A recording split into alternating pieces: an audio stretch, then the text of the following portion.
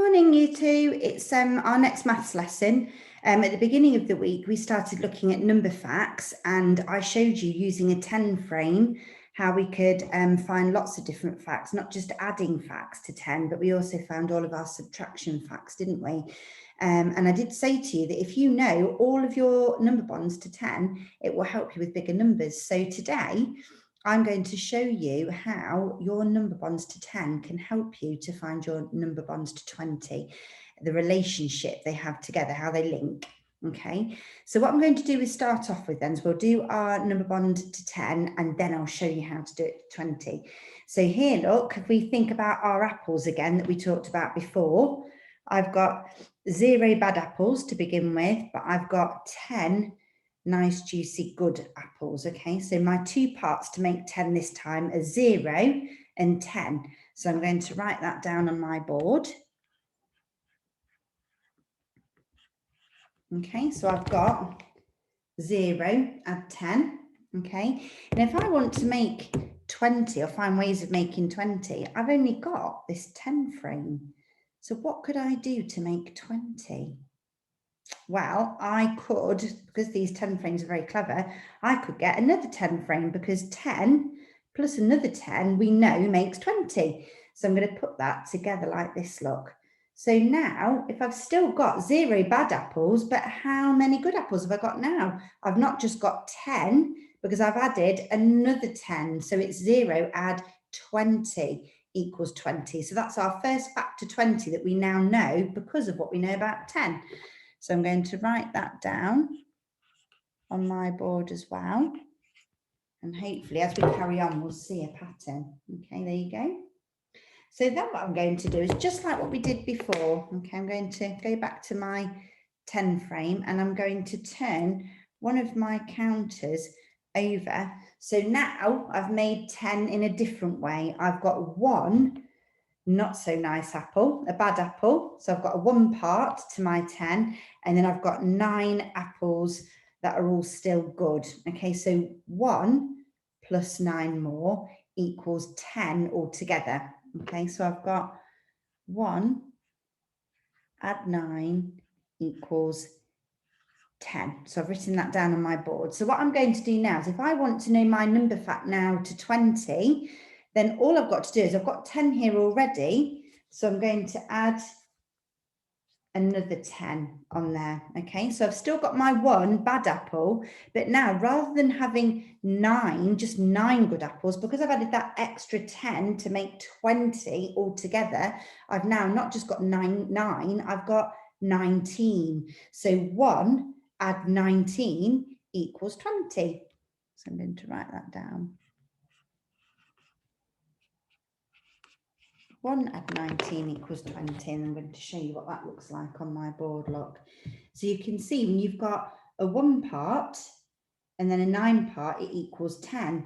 And all we've done here, look, we've still got our 1 part, but we've added an extra 10, haven't we? And that makes 19. We know that 9 and a 10 equals 19 from when we've been doing our place value work. Okay, so let's have a little look at the next one. Okay, so I'll take that off again. So I've got my 10. Okay, now I'm going to turn over another one. So now I've got a 2 part and then 2, 4, 6, 8 part. 2 add 8 makes 10, or the other way we can say it is we've got 2 bad apples now in our basket of 10, and we've got 8 nice juicy apples. So 2 plus 8 more equals 10 altogether. So if we wanted to work out what our number factor 20 would be, we've already got our 10 here. So we put on our other 10 so that now we've got 20 altogether. Okay, we've still got our 2 bad apples, but we've now got all of these good apples because we had 8 ones, but now we've got 10 more, haven't we? And I wonder if you can tell me what that is, 8 and 10 more, or 10 and 8 more, because we know our place value is 18, that's right. So we've got 2 add 18 now.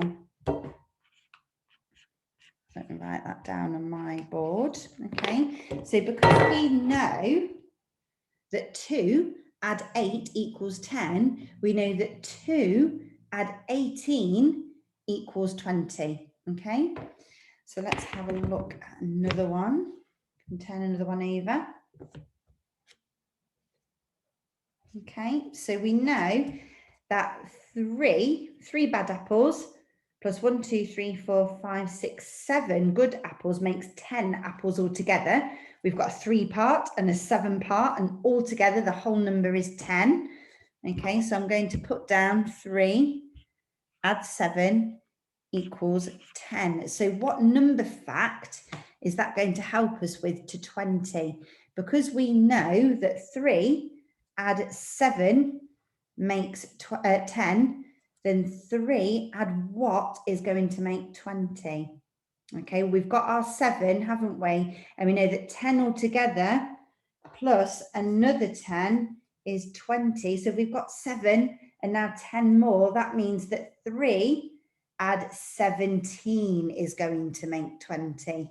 So let's write that down on here. Okay.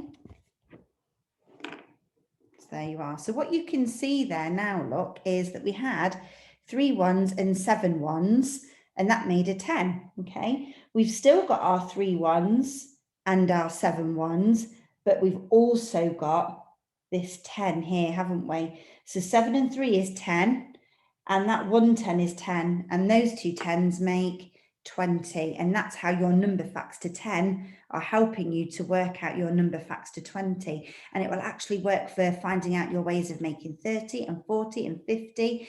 And we'll do that next week. Let me just do one more with you, and then I'd like you to see if you can find all the ways of making 10 and then use that to help you to find the ways of making 20. Right, so I'll get my 10 frame again. Here's my 10 frame. So I've got 3 bad apples at the moment. So I'm going to turn one over so that my number fact has changed. I've now got a 4 part. I've got 4 bad apples, and I've got 6 nice, juicy, good apples. So with the 4 part and the 6 part, we know that we've got 10 altogether.